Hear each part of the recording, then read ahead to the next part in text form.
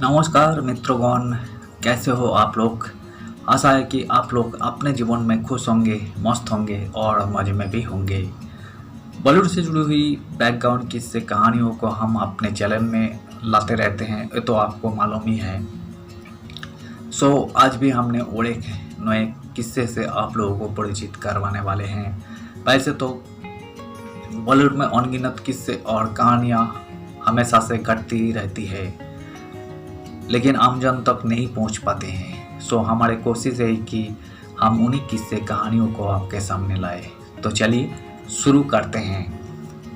रेखा हेमा मालिनी से होती थी तुलना, फिर तलाकशुदा सुपरस्टार से बड़ी नज़दीकियाँ और मिट्टी में मिल गया एक्ट्रेसेस का career. Actresses career followed due to affair rumour. इस एक्ट्रेस का एक समय में इंडस्ट्री में ऐसा दबदबा था कि फिल्मी दुनिया में इनकी तुलना रेखा और हेमा मालिनी जैसे अभिनेत्रियों से होती थी। लेकिन फिर एक्ट्रेस को लेकर एक ऐसी अफवाह उड़ी कि इनके चलते चलाते करियर पर फुल स्टॉप लग गया। ये वो दौर था जब उनका नाम इंडस्ट्री के एक मेल एक्टर के साथ जुड़ा था। हिंदी फिल्म इंडस्ट्री में कोई अभिनेत्रा रही है जिनकी खूबसूरती और ज़बरदस्त अदाकारी के आज भी चर्चे होते हैं। हेमा मालिनी रेखा जैसी अभिनेत्रियों अपने ज़माने की सबसे महंगी और खूबसूरत अभिनेत्रियों थी।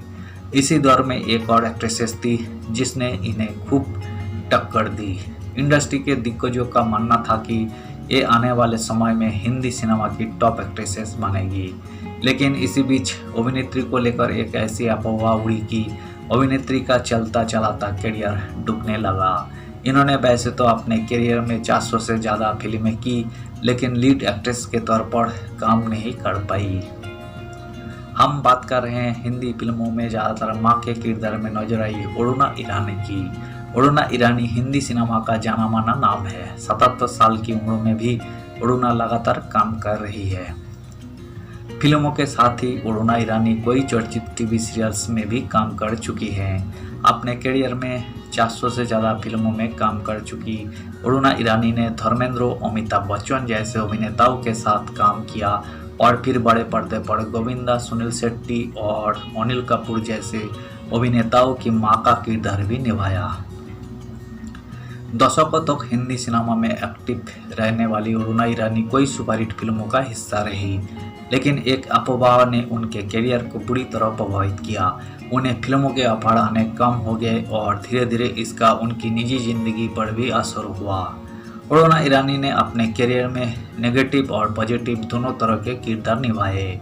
जब उन्होंने अपने करियर की शुरुआत की, बॉम्बे टू गोवा में अमिताभ बच्चन के साथ बतौर लीड एक्ट्रेस नजर आई, लेकिन धीरे धीरे कर वही साइड हीरोइन बन गई। एक इंटरव्यू में उन्होंने खुलासा किया था कि कैसे उनका नाम महमूद के साथ जोड़ा गया और इस वजह से वही अपने करियर में काफ़ी पीछे रह गई। उनका कहना था कि महमूद नहीं चाहते थे कि वही सुपरस्टार बन जाए।